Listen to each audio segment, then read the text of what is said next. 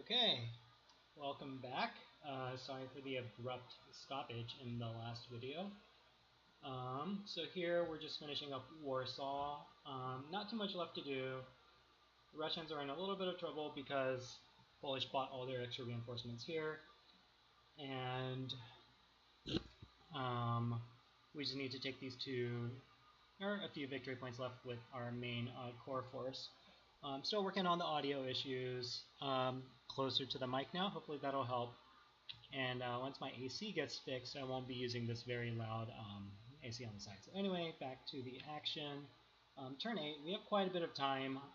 Might be doing some degenerate experience and prestige farming a little later. So again, I apologize for that, and I'll let you know when you can probably tune out safely. Okay, so cloudy this turn. We're basically set here. We can try to force them to buy units here, but again, not preferable since it's surrounded by the river, so hard to get them to surrender.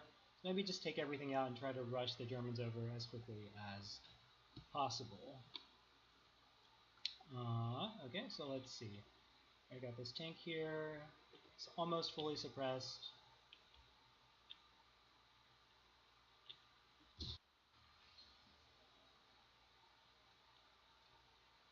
And again, this is with the animations disabled, so everything runs a little faster.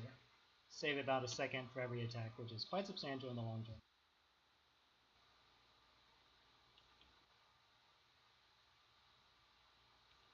It's going to go across the river. So the thing about attacking over rivers is you get the +4 defense debuff on the person on the river. But you see, we have 8 initiative, so the strong points on open ground. So, you know, even with a -4, 13 ground attack versus 10, it's not going to be a problem.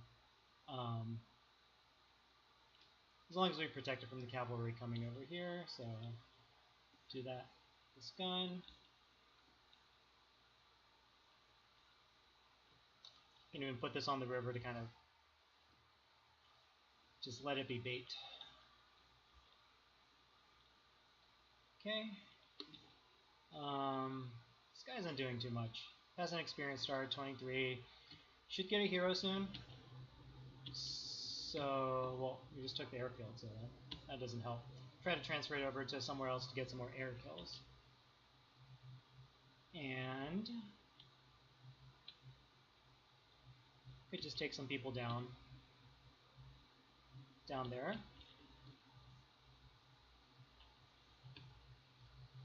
Okay, here, suppress the artillery.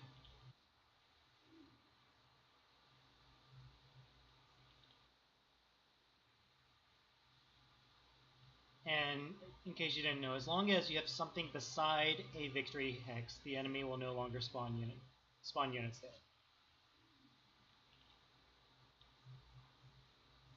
Just putting everything safely, because again, the objective here is 10 Russian ground units must survive.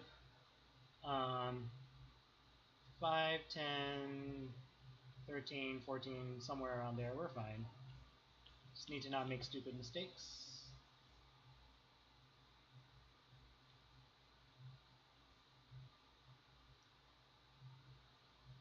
Now, something I'm unclear about is getting air refuel when you're next to enemy units. A little worried. I think like there's a chance this just might die off. Never actually figured that out or bothered to figure it out. But we will see in the future. Bridging engineer. Yeah, like whatever. We're very ahead of schedule, and it's kind of a low stakes situation here. Just need to make sure we aren't surprised again by any weird cavalry in the sides or new units spawning. As again, we've seen this campaign creator liking to do.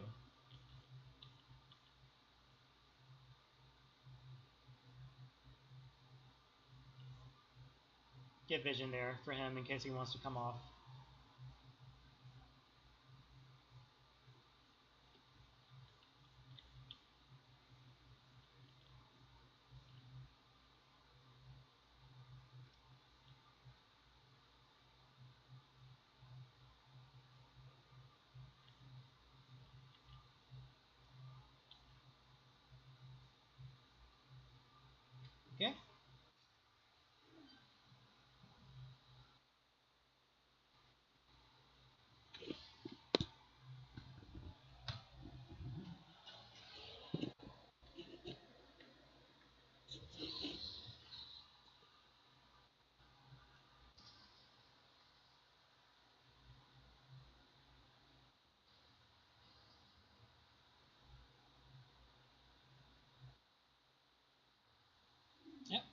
Move out of entrenchment.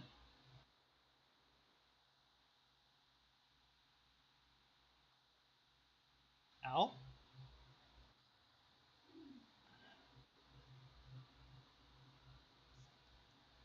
Okay, lots of kills for us to grab here, and you know, getting hit by the AA is not too big a deal. We can even do it on our low HP units to try to coerce the or convince.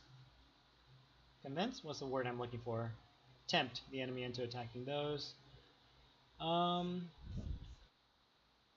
That's free. 2 stars on that infantry. They've done a lot of killing.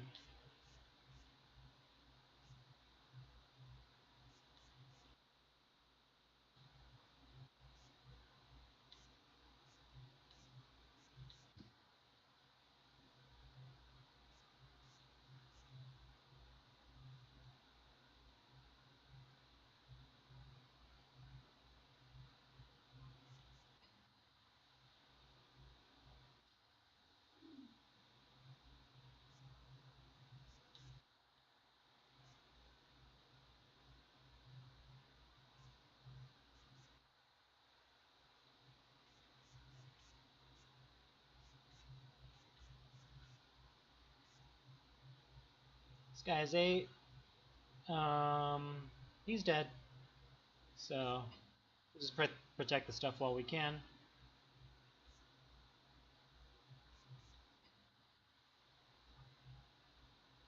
Let's finish here up. So they move that down into protection. I don't remember if there was an artillery there. Still maybe. Okay. That's safe. There we go. Okay. If we turn this into a truck, the artillery might attack that. Probably will attack that, preferentially.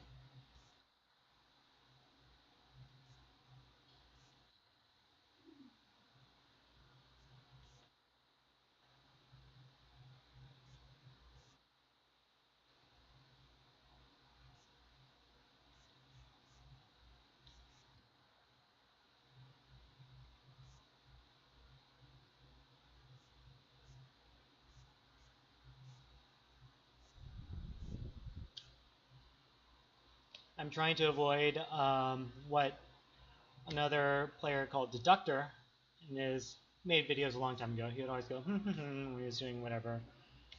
I sorely tempted to do that, but avoiding the temptation. Not that it's bad or anything, it's just funny.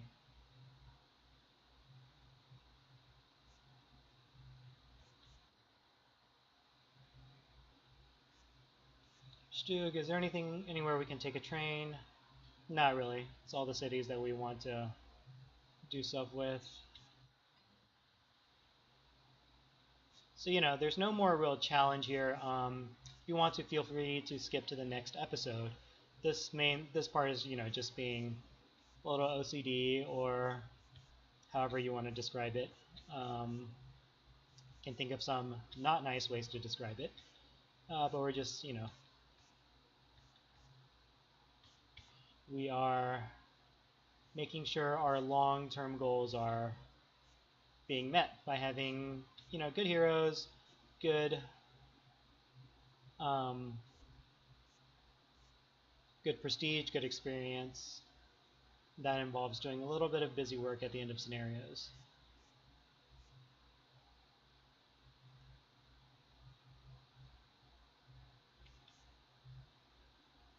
And it's annoying because our fighters, our planes have very low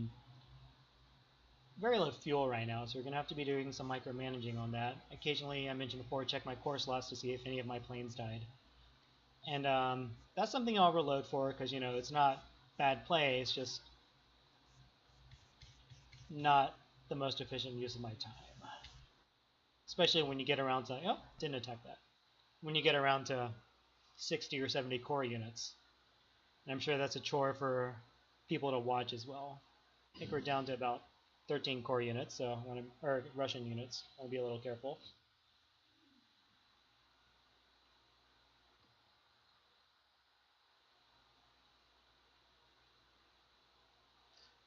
Did that artillery...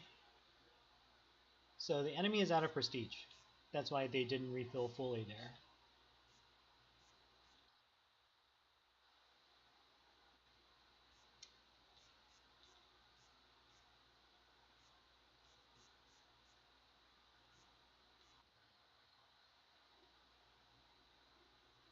$718 to 20 prestige.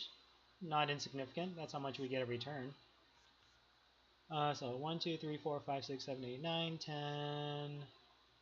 11, 12, 13, 14. Okay. Getting down there.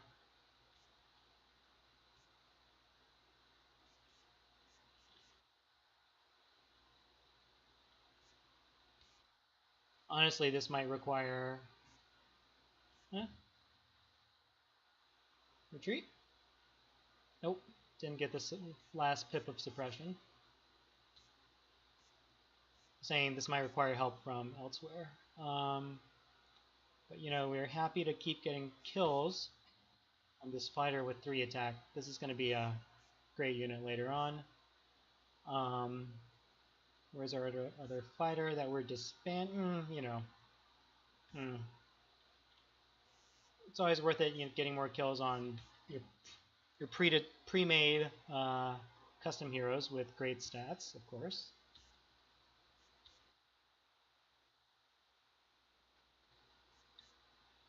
And then the other degenerate thing to do is farm some kills on the artillery.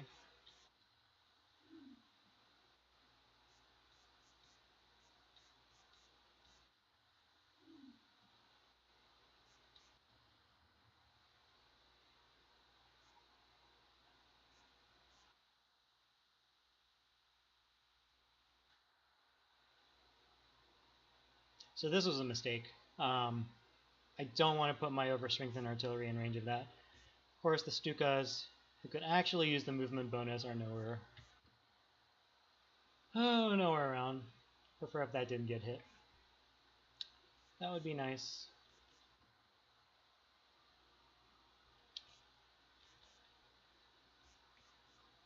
And that's not really doing anything besides taking down some entrenchment.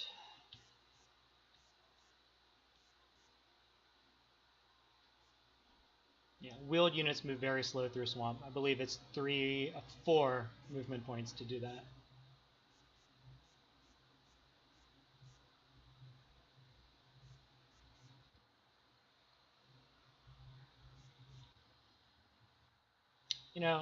So the thing to think about here is we only have one real, only this fighter unit that we really want to be leveling up, so to speak. So we just need to leave the AI with one airfield, this one or that one. Because the other ones are draining prestige from the enemy, which we actually want to be going to land units.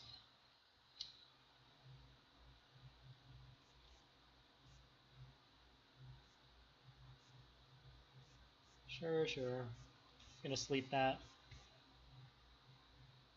And let's actually just kill this guy.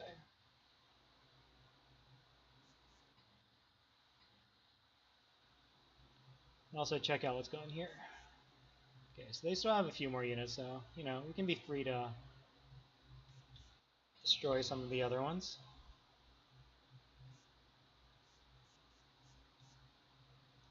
Gustav is constantly getting up there. It's just fun to, Panzer Corps is kind of like an RPG in that you're building your inventory, your skills or experience or whatever in terms of heroes, and there's some bit of a mini game to that in terms of optimal blah blah blah.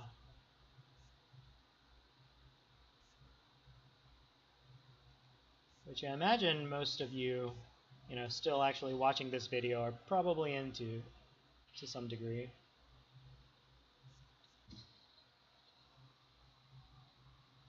Okay. So the other thing to note here is it's kind of a bug too. If an AI takes a flag, that city flag that you control, they will be forced to attack one of your units next to it. So if we had a recon moved in, moved out, we could kind of quote unquote force this to attack. something that it's not good against or something that's covered by artillery. They'll probably move in and attack our anti-air unit here, so I won't attack with that. And sure, we'll move a bridging unit over. Yeah.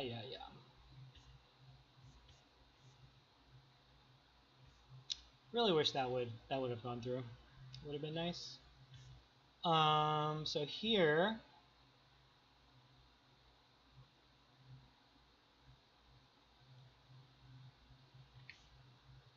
this is annoying because it's the units that it's healing. You can't really attack safely because of the AA gun. So we have to go in and take care of that. Because you can't attack the things that are healing there, which is what you want to be doing to actually be farming those. So, something we can do is they have no fighters at full strength. I was going to say you can set a fighter trap for stuff trying to come down to attack your other units. This guy has 3 kills. Sleep that. Okay. And there you go. It's it's better than 50-50 chance he had of doing that. But you hate to see it.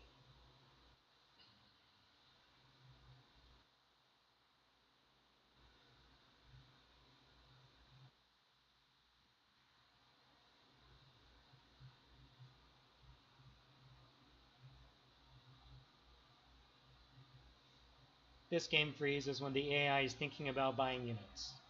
The problem is the AI has no uncovered victory hexes from which to buy units. And by uncovered I mean hexes that we don't have something next to.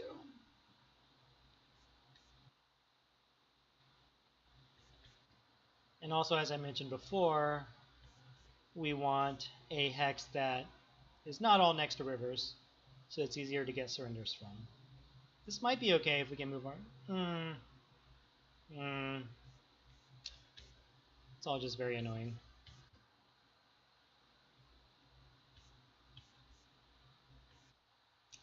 Don't want to deal with that right now.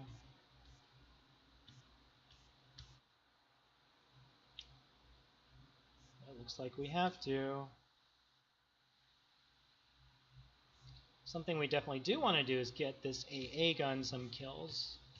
You really want to hunt for the range or movement on the 88s. That lets them be viable until, 42 and an anti-air for sure, but also anti-tank. 88 with movement is probably one of the strongest combinations of heroes that you're looking to get.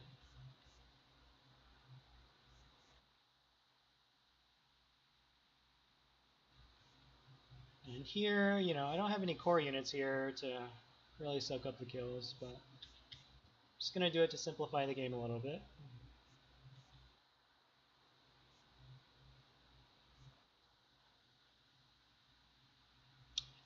Okay, and then let's move towards the thing in the middle there. So, see? 10. We want to be hitting that with our, 165, whatever. 7 kills. And almost 100 experience. Fighter experience is very important. Later in the game, when you're not getting much experience, you want to be strafing ground units every turn. That's a guaranteed 1. Over a long campaign, that adds up to something. If you're just playing a single map, or like like the Africa Corps, not as important. Here we're just prepping this for bombardment next turn with our artillery. You can tap it once so it doesn't gain entrenchment. These don't need to be doing anything. Sure. Doop doop.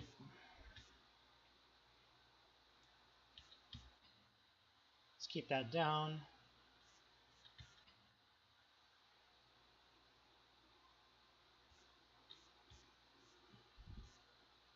Be nice if we could get some on that too. Of course, there's always the danger of a random cavalry being around here somewhere. Alright, here, this is a reasonable spot to farm some experience. So, we will do so.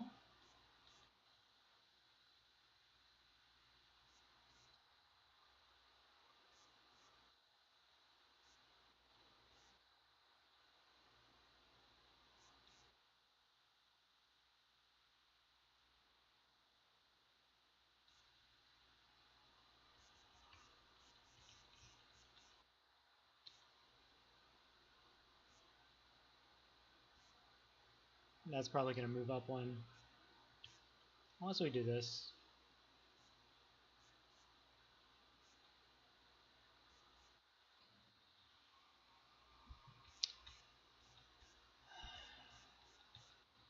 So I get rid of this because it's going to take up our time during its turn doing stuff.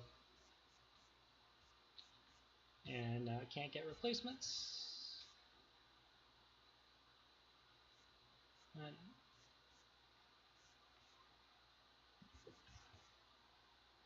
Okay. Yep, go ahead.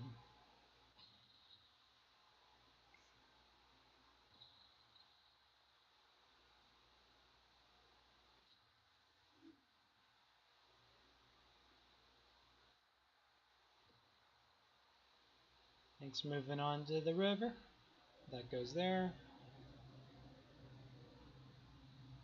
Think about buying lots of units. Okay, so first things first, I thought about this. They might actually spam like 5 or 6 units, so we're gonna play this a bit safe. Bring over more units. Okay, this will go there next turn. This will go somewhere. This will go over there.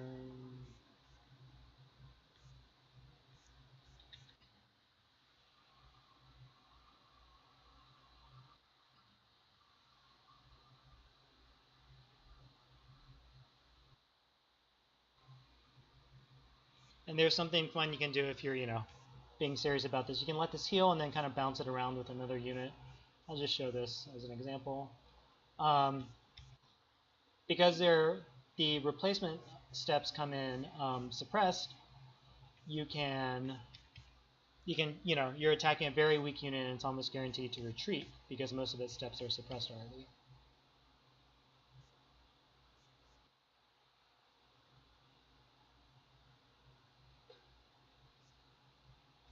Again, degenerate. That's what we're here for. Whoops. Whoops. Well, we got fighter trapped. Sleep. Come down. Alright, can we actually do this? Probably. This forces it to retreat down when I attack here.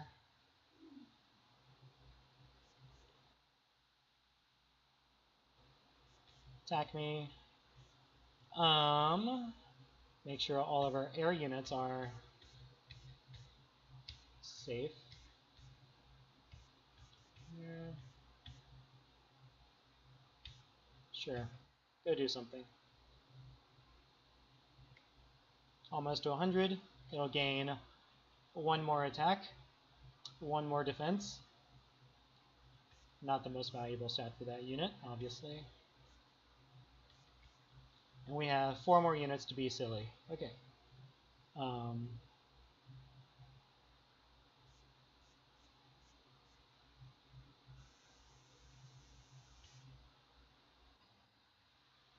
That guy's going to get a lot of experience.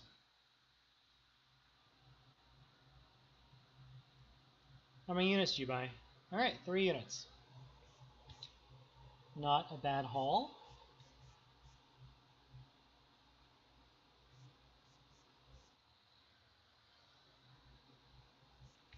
So AI likes to buy anti-tank, anti-tank, artillery with these fresh funds. Oops. Which have very, very low defense. Oh, great. 2 ranged artillery heroes.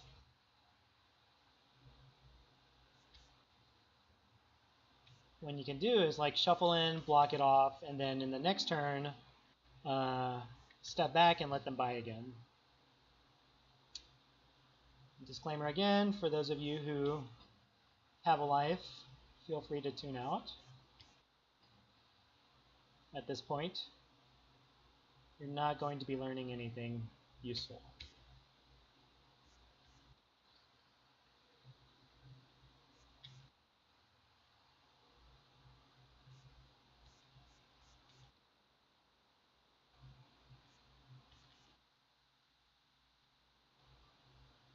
This is just extreme, extreme, extreme min-maxing of this game.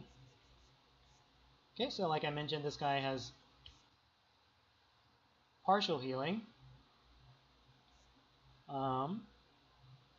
Yep. Should still attack the Messerschmitt because it's worth more.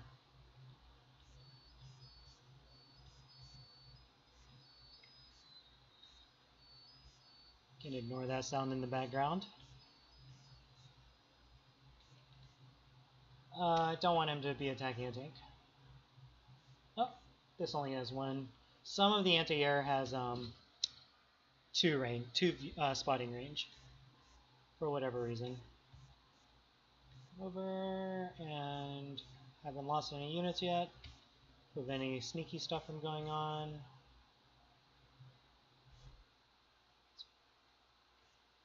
Okay. Yep. Keep attacking those.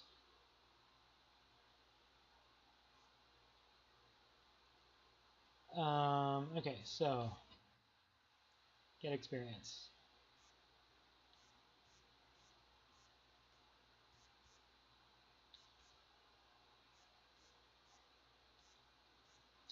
It's 2 more turns of this, I promise.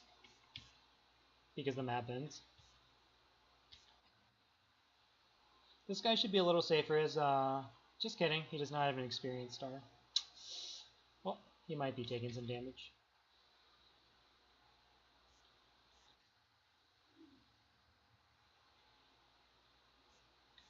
So you already see the dividends are paying off. We got a range hero on the artillery that we normally would not have gotten if we just kind of smashed our way through everything. And then stand by, letting them make units again. It's also a good way to get level bombers some kills. Just making sure we have all of our objectives.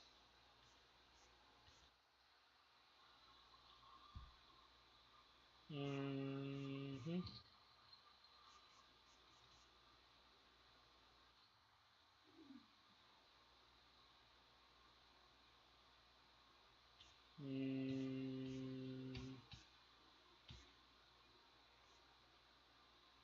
Mm-hmm.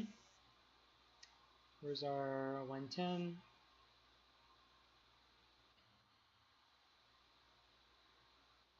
There we go.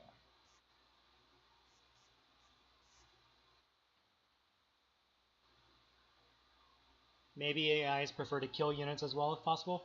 I'm not sure. Polish Mountain.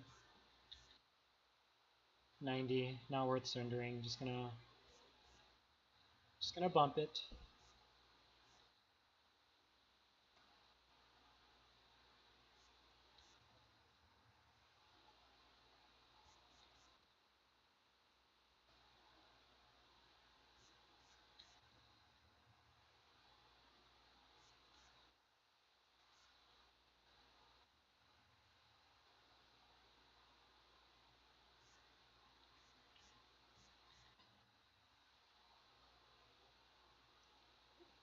$80 experience. Almost there. So this guy has more ground defense. So, but it costs more. See how the algorithm plays out.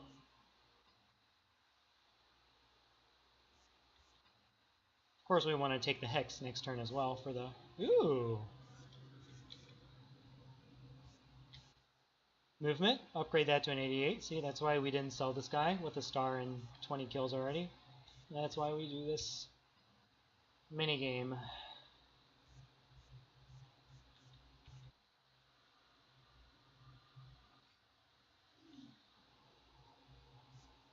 Probably should be using cavalry for that. Tank already has 2 heroes.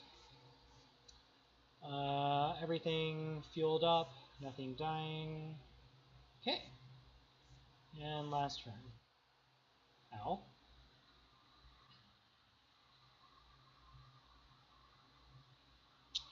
Okay. Any new developments? Nope. Just that one dude.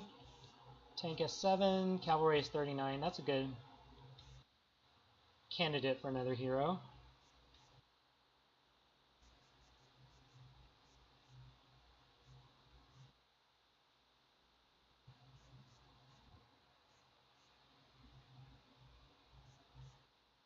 I'm not even farming the Stukas because they'll get a bunch of kills later regardless.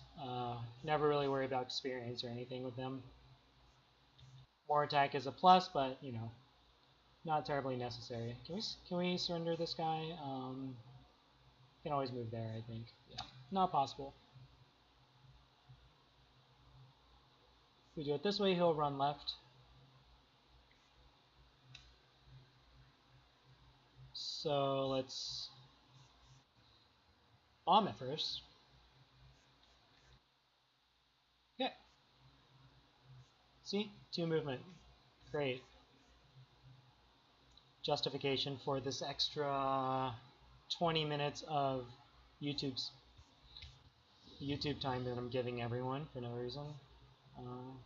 The other thing about experience I haven't mentioned yet, I'm pretty sure the amount of experience you get is in relation to the attack and defense differentials between the units. You also get experience for kills and for kills on your unit.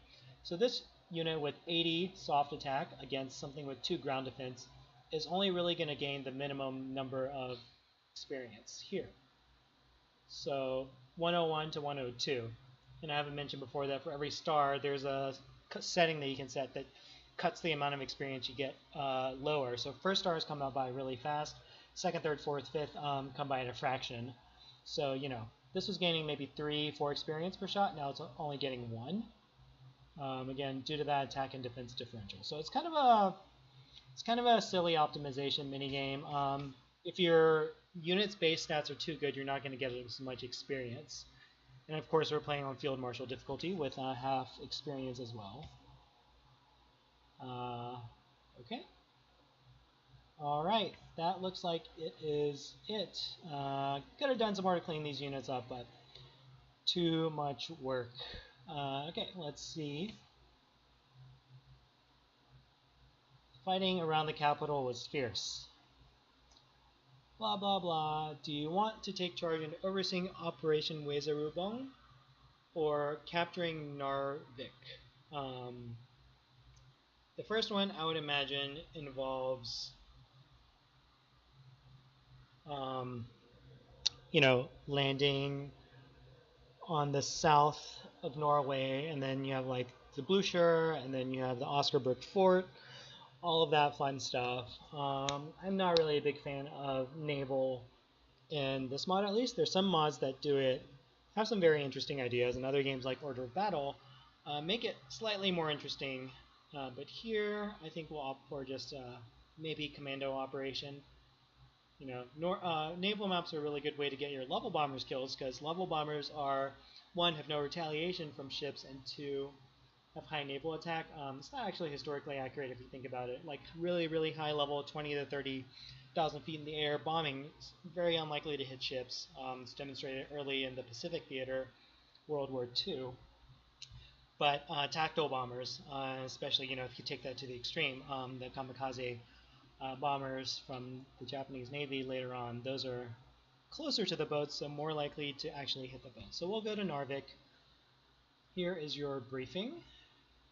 Experience cap is 200 now, so we're not going to throw away strength points willy-nilly anymore.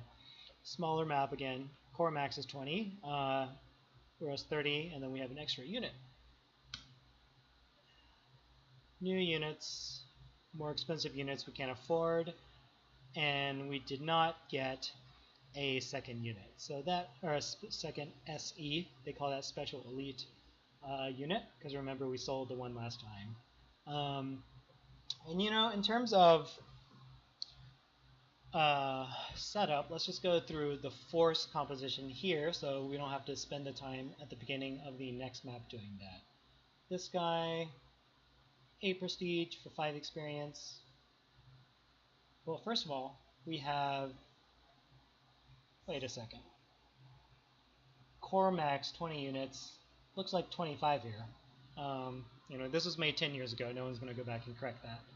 So we'll assume that's correct. 66 for, nope, not worth it. 124 for 39, nope. Nope. Nope.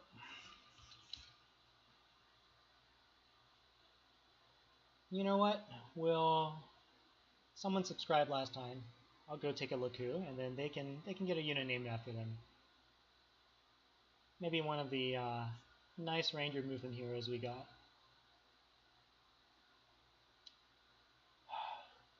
This is a tough call. I think in this campaign, we're really only going to be able to keep 3 or 4 star fighters, just in terms of cost, because the 20 prestige for 2 strength points, for each strength point, significant chunk of our savings. So nope, nope. Here, the Junkers 88 has much better naval attack.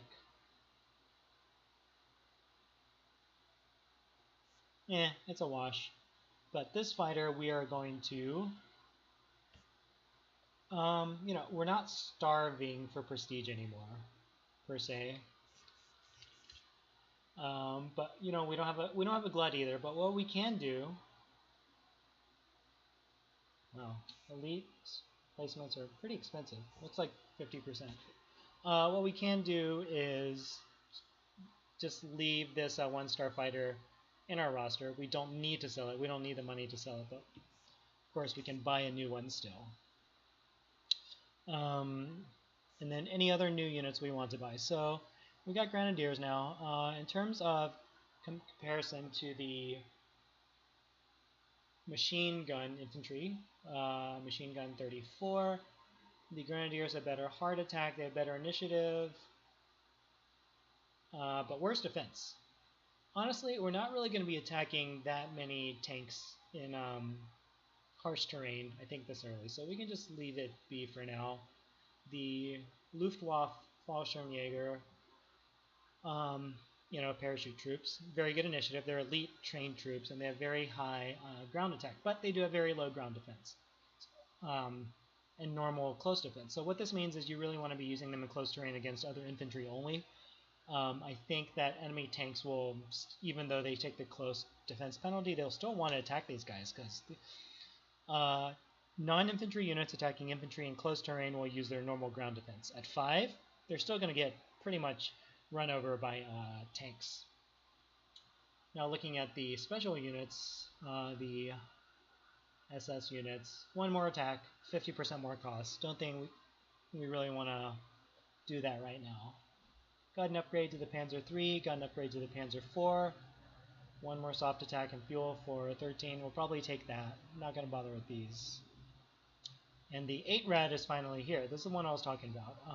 All-terrain movement has 9 rather than 8 movement and 5 initiative. This is very useful for sneaking in to take the cities. Kind of mentioned before, you take the city, let the enemy come back, retake it, and, you know, it's a stupid move, but the AI will prioritize that. We'll take any advantage we can get. So that's a unit we'll want to get one of, at least for sure. Probably in the long run, 2 recon units. They fall off later. And then something else we want to consider is a anti-tank unit. These are really flimsy, 6 ground defense, but 10 hard attack. So these are good against tanks that are fully suppressed. Some soft targets that are fully suppressed, but you really want to start training a few of these early on because they're very, very cost effective in terms of their hard attack to prestige ratio, as evidenced later on by your anti-tank units, which, for example, the Jagd Panther or the Jagd Tiger, which do much better in terms of price efficiency compared to their tank counterparts. And then let's see what else. Artillery, no upgrades yet. Sturm Panzer, anti-air. The 7-1 quad is really good. It has more attack than the 10-4, and it still has or not still, I believe it has 140% rate of fire. It's a quad mount gun, and the game simulates that by making, at least in vanilla, very high rate of fire. Same for the Flak Vierling. They're the same gun, just one's mounted, one's not. The 10-4, I believe, has 120% rate of fire, but again, it's only really useful for a deterrent or when you get a lot of experience. Anti-air units get 2 attack in most forms of the game per star, whereas most other things only get 1 attack per star. And again, we're going to convert that this dinky little guy to a 8.8 because it got a movement. All right, fighters the same, attack bombers mildly worth the upgrade, maybe not really. Actually, since we're trying to save money, we might not be upgrading that. You know, 1 more air defense isn't going to make or break anything, and over the long term, that'll save us 100 or 200 prestige until we upgrade this to something else. 3 attack, 2 initiative, 1 spotting. The problem is that the Stukas only have 1 spotting, so this guy is currently 3 spotting, which is very good. So we'll keep that as is. And what else? 2 attack, range. Range is good. Range is good. We'll give those an extra strength, because technically we're not really supposed to be losing strength on our artillery. Last time was a fluke. And we'll give. It's a hard sell. I don't even want to do it. I don't think I'll do it. Okay, so in terms of deployment here, 18 turns. Got to move up to Narvik. Historically, what happened was there was a 2-pronged landing here. So we in the north of Norway and in the very south of Norway, which we're not seeing. I think some other maps have you landing with some mountain troops, and I believe there's some paratroops that land here. Some artillery. They get stranded, and they have to go be saved. At least that's what the map design is. The English Navy will be rushing in to try to occupy Norway before the Axis can land. They should have some aircraft carriers with some sea versions of the Spitfires, so we'll most likely be seeing that, and those actually make it tricky because the early Spitfires are better, I believe, if not at least equivalent to our Bf 109 MLs. So what we'll be needing to do is bait them in with into our anti-air. So probably going to be deploying 2 88s here. So let's go ahead and upgrade that. This guy, yeah, movement to an 88. Oh, and in this game they're actually in the same family, so we're not going to take the cross-family upgrade penalty, which is very nice. Might even consider over-strengthening that. Yeah, let's go ahead and do that. Trick here is to remove the transport, because the transports aren't in the same family, so you're going to get the full price. Remove the transport, the base unit costs less, costs 2 less prestige to overstrength it. Doesn't really matter here. Matters in some cases. Then upgrade it, and because they're in the same family, they keep the overstrength point. We also see that there is a French strategic bomber, which we'll have to go in and attack.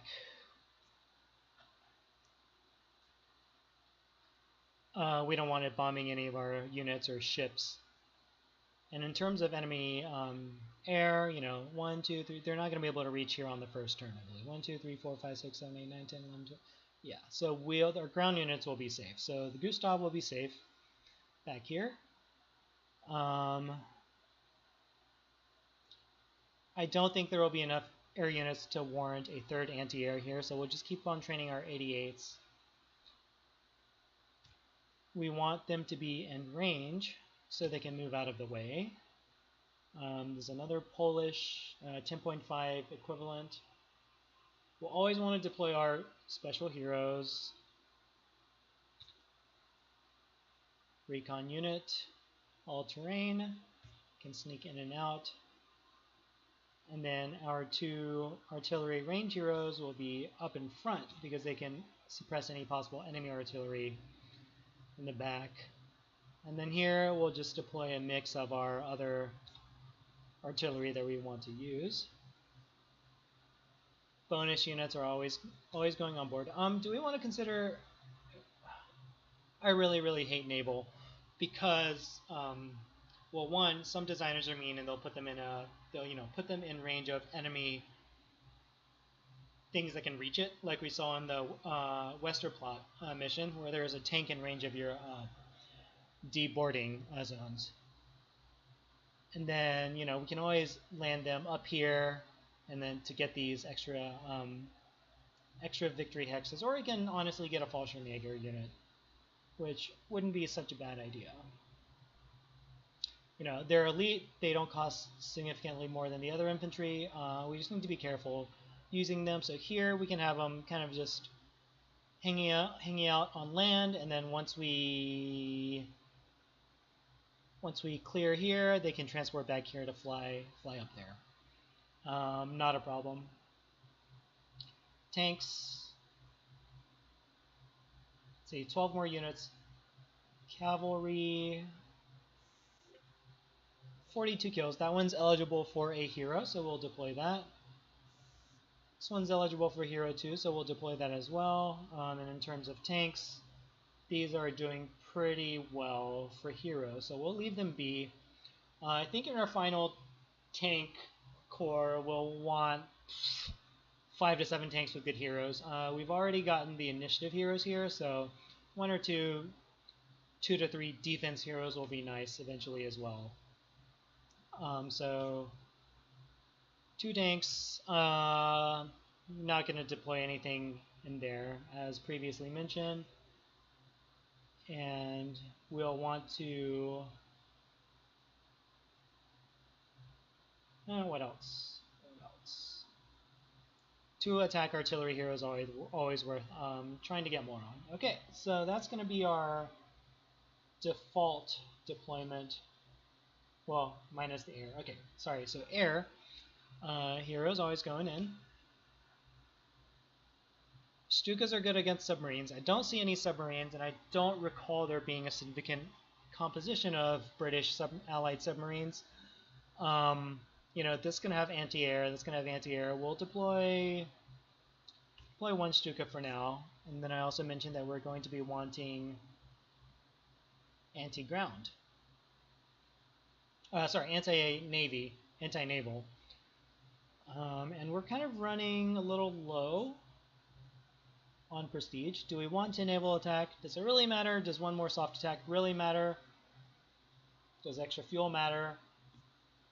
I think we can make do with some cheaper units. Is it worth getting a DO 17Z? That's probably pretty bad, so we don't want to do that.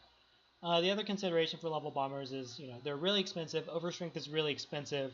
They're really useful later on for sapping the fuel, and most importantly, ammo of like the IS-2, IS-3 tanks, which only have 4 ammo. You hit them once with that, you hit them once with a disposable infantry, they're out of ammo. They would normally be terrifying otherwise. Here, I think we are...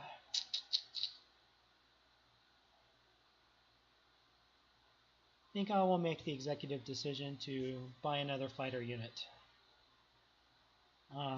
Just grab some kills on there. And then we'll do, add 3 more ground units afterwards. Okay, so that is Narvik turn 1, and that will be the end of this video. Thanks for watching. 50 minutes. I know a lot of that was gruesome, and tune in soon for the next episode.